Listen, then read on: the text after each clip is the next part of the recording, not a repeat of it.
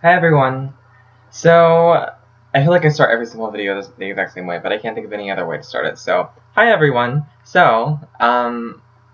I decided I'm going to do a little bit of an experiment on one of my videos. It has to do with tarot. As you guys saw with my last video, I am uh, getting very interested in it, and it's very exciting. And I've been working with the cards a little bit and trying to develop my understanding a little bit more. And something that has been really helping me with that, other than Kellyanne's videos, which, once again, you guys should go check those out because they're excellent. I have been doing a lot of 3-card spreads. Now, a 3-card spread, I don't know if I have to, I probably don't even have to explain it to you, but it pretty much looks like this. You have 3 cards. They each represent something different in your life. You know, there's lots of different types of 3-card spreads. The cards represent different things in each of these different spreads. One is past, present, future. Another is mind, body, and spirit. There's a few other ones. There's if you're interested in doing it for like a love relationship or any kind of relationship in general, actually, you could have one card represent you, one card represent the person that you're in a relationship with, and then one card to represent you two together, how what your chemistry is like, and or maybe like something that you need to work on or whatever it is. So it's very straightforward, and that's kind of what I like about it. You know, as you guys all know, I am new at it, and so it's nice to be able to limit the cards down to just 3 that I can focus on.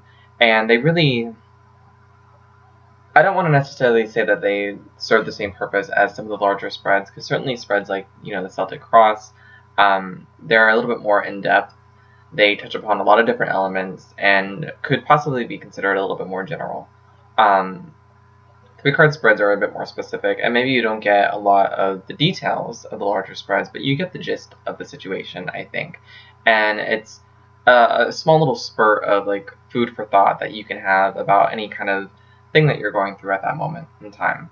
Now, I was just watching a video by Kellyanne, actually, about halfway through with it. It's called Reading Your Own Tarot. And she talks about some of the issues with that. She says that a few people consider reading your own tarot as kind of unlucky. And that she doesn't necessarily believe in that, but that where that could possibly come from is this idea that the cards that you read are going to be inherently biased, because you know you're not far enough removed from the situation to read your cards in a way that is going to be candid and honest. And I can see that being the case. With me, the thing is like, I honestly have a lot of difficulty trying to come up with things to read for myself. Mostly I got into tarot to be able to read cards for other people, and to help them with their issues. I don't have a lot of things in my life that I'm conflicted about, or that I need any kind of, or maybe I need guidance on it, you know. I mean, that's why I'm a spiritual person, or support, really. I don't, whatever. I'm not going to sit here and psychoanalyze the reason why I'm going down my spiritual path on camera. But, what was I saying? But anyway, I just don't necessarily feel as though I need that kind of reassurance in the cards. I don't have that urge to lie to myself, and I'm sure that a lot of people are out there thinking, you know, he's just kidding himself, but I really don't. Like, it's difficult for me to even come up with a topic for me to do readings on for myself. It's difficult for me to feel any kind of push towards one thing or another, and maybe that just says a lot about, you know, my indecision. But my hair is doing something weird today. But yeah. So anyway, the experiment that I wanted to do today on camera is just to do a quick 3-card spread on camera, and I think honestly it would just be a really good representation to anyone who's starting tarot to see, you know, what it looks like for everyone else. I mean, I'm starting tarot just like some of you guys are starting to tarot, and I'm starting at a place that is going to be, you know, ignorant and unsure and a little bit nervous about it. and maybe some of my readings are going to be wrong, but it's all part of the learning experience. And also, just to be able to do that on camera and show people who are learning that, you know, like it's okay to be uncertain, to have fun with it, and just to try to work your way through it in a kind of organic kind of way, like I've been doing, and to share that experience with you guys of being newbies, and create that kind of solidarity. So if you guys are new, like, feel free to post some of your newer readings on YouTube. I think sometimes if you watch a lot of videos, which we all do, I know that I've seen a lot of videos from Kelly Ann and some of the other people who do tarot on YouTube, and they are so, like, beyond me, and sometimes it can be a bit daunting because it's like, how do you remember every single meaning for these cards? And it's not just like every single meaning, like each card has several different meanings, and then you have to consider like your own feelings for those cards and what that means and how that relates to the actual definition of those cards. So it does seem a bit daunting, and I think that if you can see someone like me who's just starting out and just kind of experimenting, you can see that, you know, we all come from the same spot, the same place initially. And maybe, you know, if I continue this channel years down the line, you can look back if I get any better. I hope that I do, if I put as much time as I want to into it. And you can see, you know, we all start at the same spot, but look how far we can get. So that's one of the reasons why I want to do it. I also want to do it just for posterity's sake, for myself, because I would just think it would be really interesting to look back on this video and see how far I've come, you know, what has changed in regards to my relationship with the cards, and things like that. So, yep, kind of like a big experiment.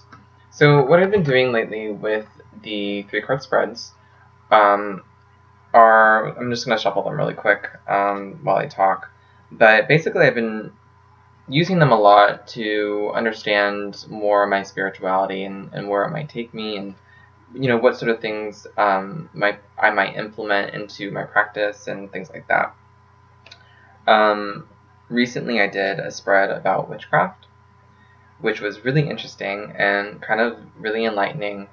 I did the 3-card spread. I did the one that was body, mind, and spirit. And I really don't remember which cards came up, but I remember the meaning that I gleaned off of them that time, which was essentially to ignore the part of you who, like, if you're, and I always say the same thing to anyone who's interested in witchcraft but is hesitant about actually acting it out. I think for a lot of us that comes from a place of insecurity and a feeling of embarrassment, a feeling of, I'm too mature and too old to be doing this thing that children are doing, that as if it's like make-believe or something like that. And I think for a lot of people that is the first block. For others, you know, they don't even experience that at all. For me, someone who has gone through the journey that I have of being a Christian and then being an atheist and being heavily influenced by science, and still very much being scientific in that way and stressing the scientific facts of life. Implementing magic into my practice has been difficult because there isn't any scientific proof for it. And I mean, that's just difficult for me to accept. So, my first card that I got for body was basically telling me that, well, I mean, all the cards were kind of telling me that. The body and the mind specifically were telling me that, that I should stop considering what other people think and just explore it on my own. Because I'm never going to know unless I actually work it out and, you know, start doing ritual, start doing spells and things like that, and seeing how it works for me. I could come to a point where I decide, well, you know, I really, really do not want to do that. That's just not going to be part of my practice. I just don't believe in it, or whatever it is. But I'll never know unless I actually do it. And another aspect of it that I discovered, which, like, this is kind of off topic, but I just thought it was really interesting, and I think it could be really helpful to a lot of people out there who are struggling with the same issue. Other than just like letting loose of that feeling of embarrassment, just letting it go. With the body card, the card that came up for the body part of the spread, something that really struck home with me was this idea that all of these spiritual beliefs that you have going on in your head right now, all these ideas of nature, of goddess, of the interconnectedness of everything, of even things like the collective unconscious, things like that, all of your beliefs, as much as you ruminate over them, as much as you consider them, they remain in this intangible kind of place that's kind of caught between being real and being not real, because it's all within your head. But the act of magic, the act of moving in a theme, and the act of symbolism, and the act of things like that, it creates these beliefs, or it ciphers these beliefs down into a tangible thing, something that can be seen and something that can be felt and held, and that makes it real. So you see that kind of movement, or those kind of movements and those kind of acts within all sorts of different religions, because it's important to be able to qualify your beliefs in a physical way, I think. I kept thinking of what the word was that I was looking for the other day in regards to this, but it solidifies it. It makes it real, like I said. I think solidifies is the best word that I can come up with. When it's just in your head, it's, like I said, it's not real yet. But if you were to act it out, then it sort of it connects the body with the mind in that way, and creates I don't know what to call it, almost like a pact between the two of them, where each one is together in it and saying, well, this is what I'm doing. This is not only what I believe, but this is what I'm doing. This is who I am. So I think that's why magic could be important to anyone's practice. And if you're feeling embarrassed, I think, you should just go through with it. And one of the things that, honestly, as much as I say that, and as much as that is one of the reasons why I don't do a lot of magic, is, because of my insecurity about it, the feeling that, I might be judged or things like that. It's also just that, once again, like with the cards, like I have difficulties coming up with things to read my cards for. I have difficulties coming up with things to do magic for in relation to myself. It's not that I don't want a lot, but I think I've always been raised to almost as if I had to go it alone and struggle through it in this kind of physical way that we all do. We're all living in this like capitalistic, patriarchal society, and we all have like money to make and concerns and things like that. And I guess I just was always sort of raised to believe that it's more commendable if you push through it. But I think I had to get over that. There are other ways, I think, to work through things. And it's funny because it actually connects with my idea of magic creating the intangible, or of magic transforming the intangible into the tangible.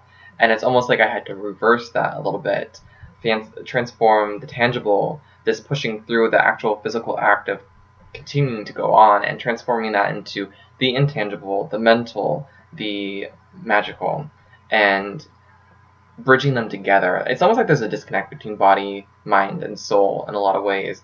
And when you bridge all of those aspects together, the body, the mind, and the soul, basically what comes out is magic. It's the physical, it's the mental belief represented physically.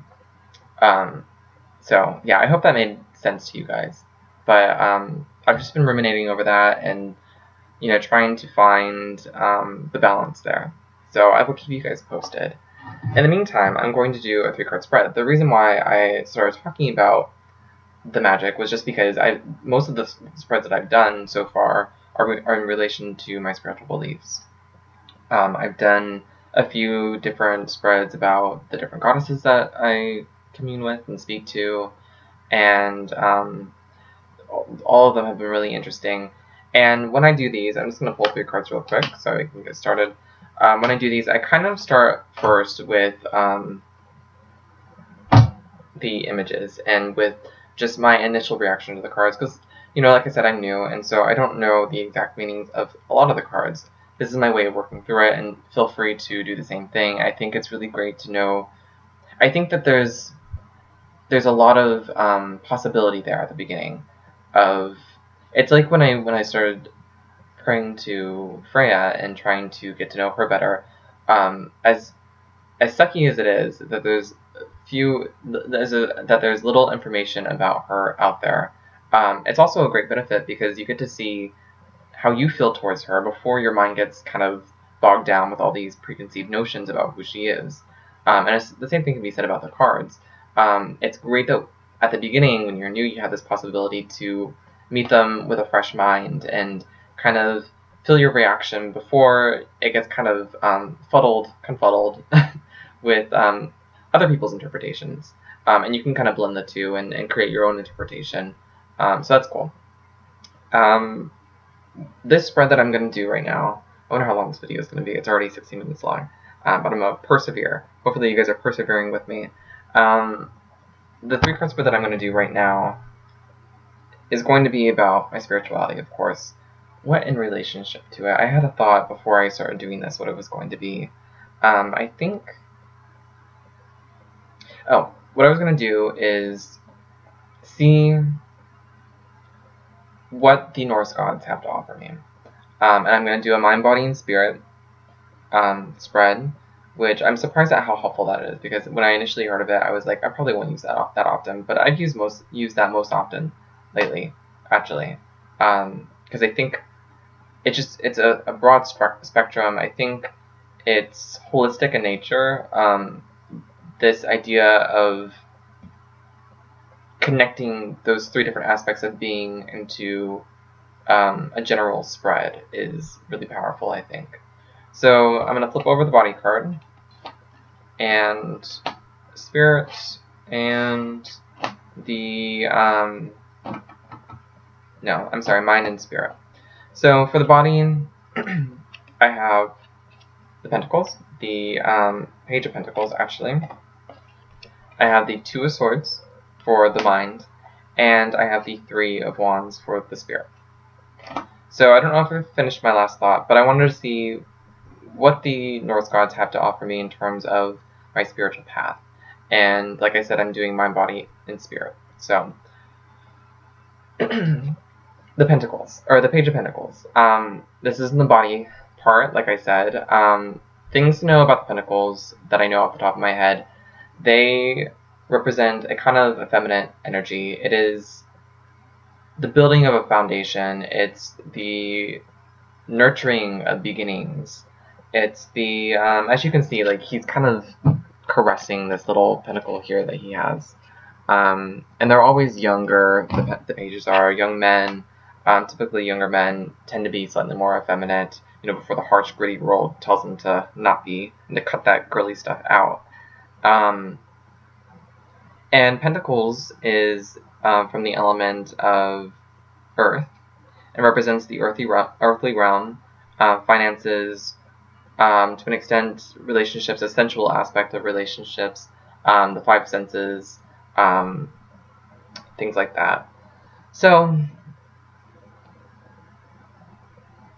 in regards to that, I guess I would say my initial reaction to that would be that this card is representative of the beginning, of the first foundation of my spiritual practice with the Norse gods. I suppose I would think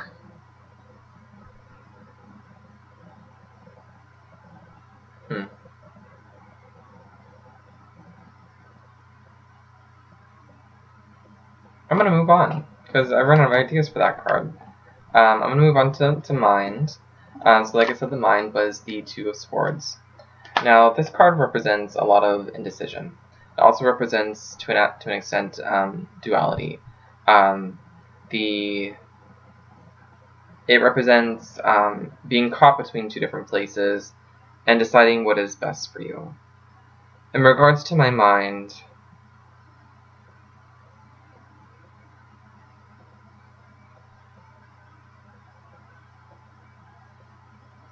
I'm drawing a blank on this one too, actually. I swear it has not been like this lately. I think I feel a little bit nervous because the camera's on me. I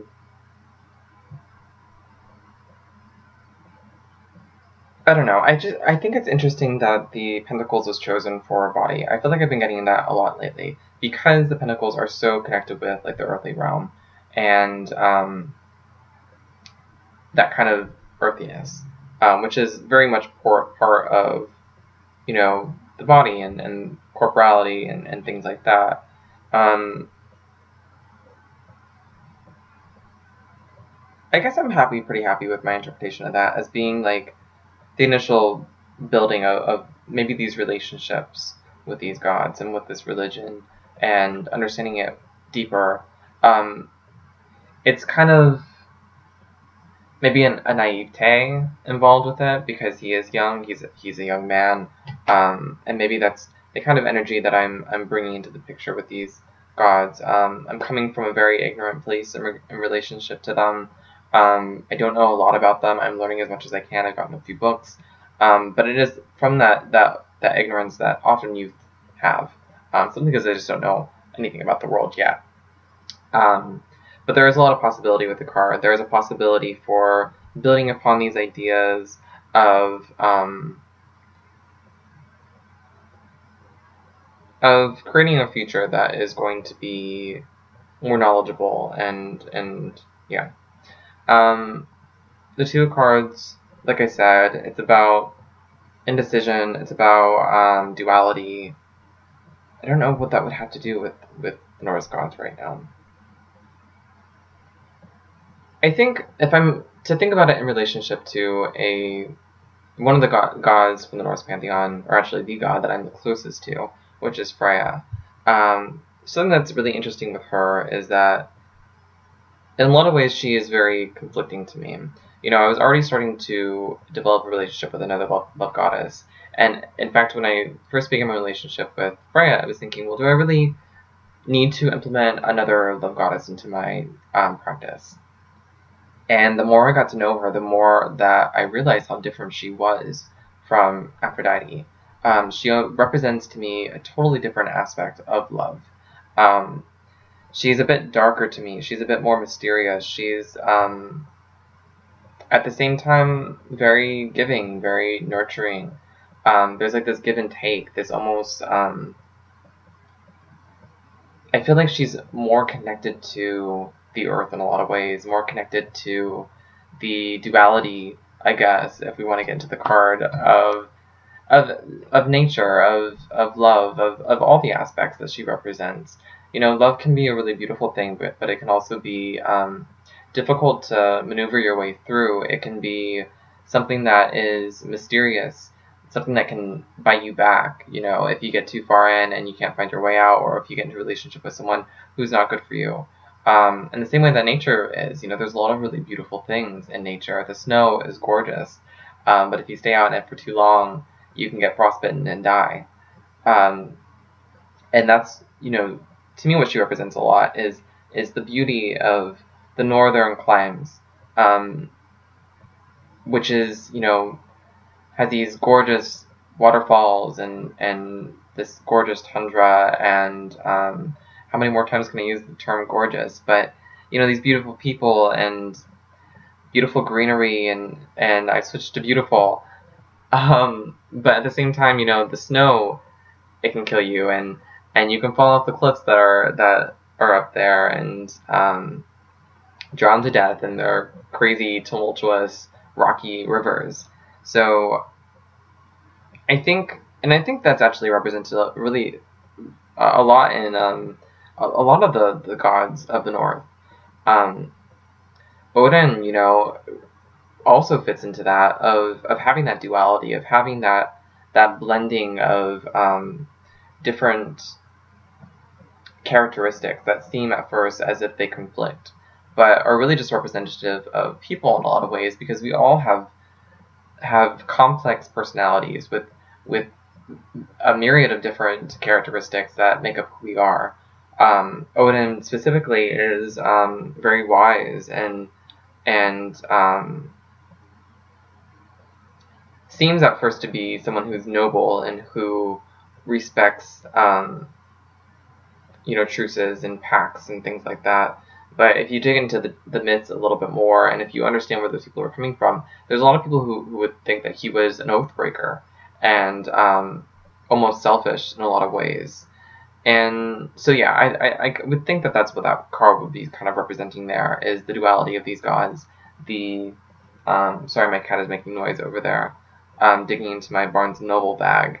But yeah, so the duality of those gods, the conflicting natures of those gods, and just me personally developing, mentally, an acceptance of that. So yeah. The spirit card is the Three of Wands. What I know of the wand suit is that it is representative of fire, which is very much connected with passion, with creativity, with destruction, and ultimately the creation after that destruction.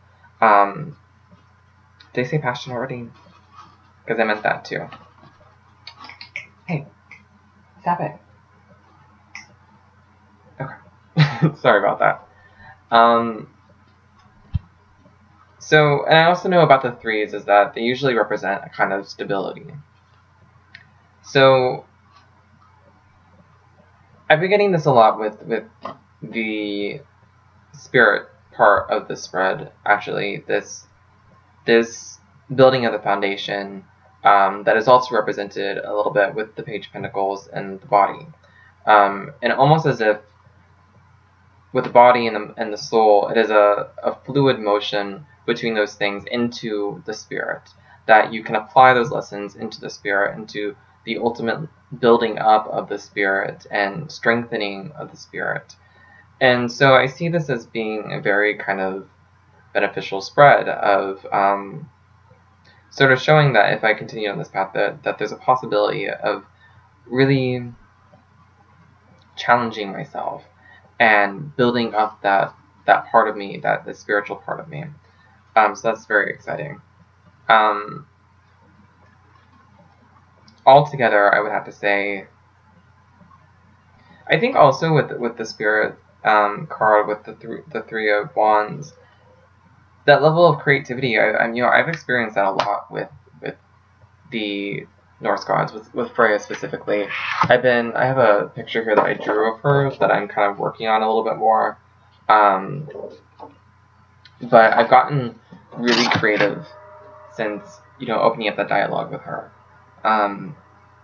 With tarot, I find that to be an extremely creative business to be in. It's opening up all these different outlets for me that are all very exciting and challenging, and I think ultimately spirit building. So I see that, I see that in the cards. I see the foundation that I'm building by speaking to them. I see the conflicting natures within them that are ultimately going to help me grow and understand the world in a deeper way, understand the complexities of human nature, of divine nature, of regular nature, of just mother nature, the give and take, the destruction and the creation, in a way that is going to help me look at the world, I think, as this guy right here is looking at the world in a new perspective, and seeing just open territory that maybe few people have gone to before, that I get to experience and build something new. So that's what I see in that spread. Now, real quick, I'm just going to look up the actual meaning of the cards. This was all gleamed. I knew a little bit because, like I said, I've been watching Kellyanne's videos, so things like understanding the Two of Swords. I knew some of the stuff, the duality, the foundation that is represented by the threes, the beginning that is represented by the page. I learned that all from her. So that's where I get a lot of my understanding from, and how I can get as far as I did. Of course, you could always just look at the image and whatever jumps out at you, go off of that. A few times I've looked at some images And like there's I think it's the Ten of Pentacles, which represents an older man, sort of set back from some young people and their young family, who are, you know, having a good time or something like that. And at the time that I was looking at that, I thought that the old man looked like he was removed from that, as if he was holding himself back because maybe he thought he was too old or he couldn't push himself to do that. And I looked at the actual meaning, it was like something completely different, like familial bliss and things like that. So sometimes you can just get completely different, I guess, ideas about what a card means, but I think all of them are equally as important and as capable of helping you in any way. You know. One second, let me let my cat out real quick.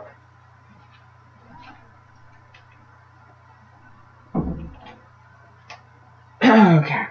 Anyway, where was I? So yeah, I'm gonna look up the cards real quick. Feel free to do this as well. I think if every time that you use a new card, a card that you're not familiar with, look it up until you get familiar with it. And you know, after having that knee-jerk reaction to the imagery and what you think it represents, do that. I think that is great. I think that's going to help a lot me, you know, right now, and hopefully you guys in the future. But I'm just going to look up the Page of Pentacles real quick, the meaning. And I just want to add that, you know, I mentioned that sometimes my meaning is completely different from the meaning that I look up, and that's fine. But more often than not, I actually find myself gleaming the meaning of the card that is actually what the consensus of on that card is. The consensus of the meaning of that card is. So initially with the Page of Pentacles, I'm seeing financial opportunity, new job. They often, I'm on biddytarot.com, by the way, which I don't know anything about that. So if you guys have heard anything about how it's like not good or whatever, like please let me know. But that's what I've been getting, you know, some of the general ideas about the meaning of the cards from. And they always start out with like 1 or 2 words that sort of represent it. And I never really get much help from those 2 words because I think the cards are much more complicated than that, much more complex than that. So I always move on to like the actual long description of it. Like here it says it's a card of dreams and a desire to manifest those dreams in the material world. Let's see what else is here. Now is the time to start acting on all those grand ideas and concepts. The card asks you to grow and expand in a way that generates prosperity and wealth for the future. I would consider wealth to mean anything from actual financial wealth or to like spiritual wealth or relationship wealth. It says that he's dedicated to the knowledge and attainment of wisdom and new skills. So, I mean, all of that is kind of what I was feeling with that and then of first, like, building something, you know, building a foundation towards something, the possibility that comes with that new foundation from the beginning, from setting that beginning into stone and making it tangible. I also get a lot where it talks about materializing the dreams that you have. Often when I'm dealing with the Norse gods, I really feel as though I'm almost stepping into one of my dreams. There's a lot of imagery there that feels so very natural to me. When I first read about Freya and her falcon cloak, I just thought it just made sense. Like something about that image of this ethereal, like white blonde woman and this tawny brown feather cloak with the shining Persimmon necklace. Like it just, I don't even know how to explain it, but it seemed like I had like seen it before or experienced it before. So yeah, in a lot of ways, like worshiping them is making my dreams more tangible in a literal way. So I'm going to look up the Two of Swords real quick.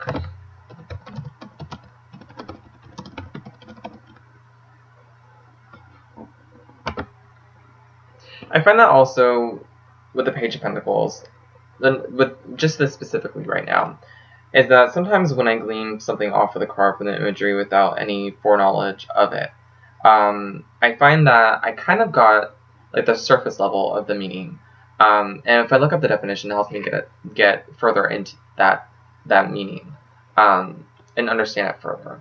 So I think it's just a really good thing. Initially, it says that for the Two of Cards, it represents indecision, like I said, choices, truce, stalemate, blocked emotions. So let's see a deeper meaning of that. It says that it's a card of choice and the difficulty of making a decision.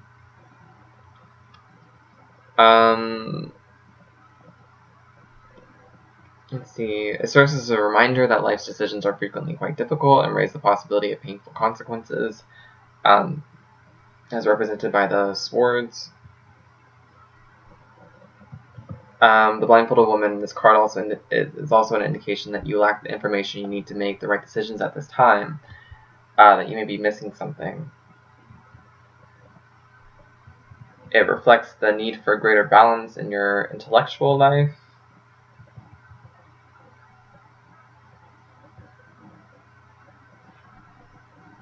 Represents a stalemate where there is no winner or loser. You may be at loggerheads with another person and failing to see each other's point of view. An impasse with regards to an important matter. Okay, so this is good that this popped up, honestly, because I want to talk about this real quick. At the risk of making this video even longer, I apologize for the length of it, but the meaning that I got off this card stretched from one word, which was indecision, or conflict. Actually, mostly it was conflict. And I moved on from that into a way that was pretty much completely different from what that big long thing that I kind of summarized for you just now that was online. And I think that's okay. Sometimes you have to look at the general picture. You have to understand the context of the card itself and glean information off of the general use of one word, like conflict, and understand what that word conflict actually means within, like I said, the context of the cards. I think I just said the same sentence two different ways, which is what I did. It talked about a little bit about, like an argument between two people, and one person doesn't understand the other person, and then making a difficult decision. And there's no difficult decision for me, from my perspective, from how I'm feeling intuitively about this spread in regards to the Norse pantheon. There's no difficult decision there. There is only that conflict, that sense of conflict between different personality traits and everything that I said earlier in the video. So sometimes you really do have to make your own definition for it, or twist the definition that you're getting in a way that fits. It's all about how you're feeling intuitively, I think, and expressing that to yourself so that it makes sense in context. So now I'm going to look up, I hope that made sense, I'm going to look up the Three of Wands.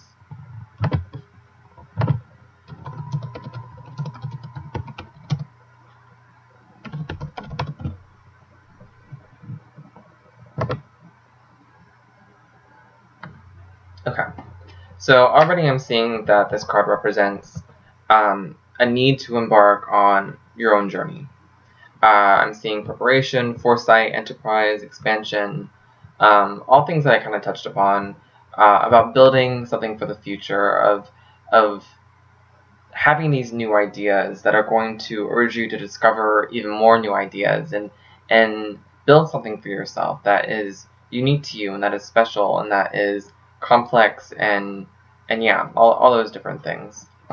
Like what I said before, if you want to rewind this video and look it up, that's what I'm talking about here. It says that the Three of Wands indicates that your plans are now well underway and you're starting to consider even more opportunities to expand your current plans and maximize the potential of your future. I would add to that it could represent not just new opportunities, which sort of expresses like almost like a job opportunity or something like that, but maybe different modes of thinking too that you could explore and that could change things for you. like in relationship to the Norse pantheon. You know, these are gods that a lot of us are not really familiar with just because we don't get a lot of that knowledge within high school. You know, we talk a lot about the Greek gods, which is fine, but it does leave you a bit in the dark about them. And so there's a lot of new ideas that are being expressed there. The same thing with like Hinduism and you know, all the other, I guess, spiritual beliefs that we don't get a lot out of in our education. There are tons of brand new ideas there, for us at least, that can challenge the preconceived notions that we've had. So yeah, I'm seeing, you know, the Three of Wands indicates opportunities to expand your horizons. So like, you know, like this is all that I kind of mentioned before, and it's all, as you can see, that you can kind of glean off of the image here. You know, it's a man looking out over the horizon, and there's really nothing there except for the horizon, and it's never ending, and there's so much to explore and so much to build, you know, so much land for him to start building on. So there you go. I guess I would say, just as some final thoughts for this spread, that basically what I got from it is that this is the beginning. This is just the foundation. So there's a lot that I don't understand, but that's okay, because there's plenty of time to begin to understand that, and that I had to give myself that time because I am just a novice at these relationships, at this mythological knowledge. Like, I just don't know a lot about it, and it's just the beginning. You know, it's the foundation, like I said, and that there is a lot of conflict, I think, in the psychology of the Norse gods that you don't necessarily get with at least the Greek pantheon, I don't think. Some stories are a bit more complex, I think, than others. You know, the Trojan War, stories about that, you know, that there's a lot of psychological elements going on in there. But I don't think it necessarily represents to me, at least I think with the Greek gods, I get a sense of hedonism, almost like the extreme of one type of characteristic, maybe. But with the Norse gods, I get the complexity of several different character traits being expressed at one time. So that's what I think that this card represents to me. And I think what that ultimately proves to end up being is just a lesson of the complexities of nature that is ultimately going to help me develop a new mindset, a new perspective on the world, on nature, on human nature, and our relationships, and my relationship with divinity, that is going to help me build something new for the future, either a new mindset, a new spirituality, a new understanding, most likely. So all good stuff. That's pretty much the end of the spread. It is now a 43-minute video, and once again, I apologize for the length, but I mean, spreads can stretch for like an hour sometimes, depending on how it is. So I did kind of actually rush it a little bit. Besides the beginning, when I would just have like a complete, utter lack of thought at what these cards are fucking telling me. But I hope that you guys, you know, enjoyed seeing me do that reading, and I really hope that you guys see the importance of that intuitiveness that you get at the beginning. Like it's hard being new at something, especially tarot, when you can see all these other people who have all these great ideas, and you know, they're so accurate with their readings and with their understanding of the cards, and you can be a little bit jealous of them sometimes. But this time in your life, as you're first learning tarot, you're never gonna get it again. This is the time to really develop your own personal perspective on the cards, so that you can eventually mix it in with the real definitions and create a really nuanced reading for all of your queries if you decide to read for other people or for yourself if you're just deciding to read for yourself.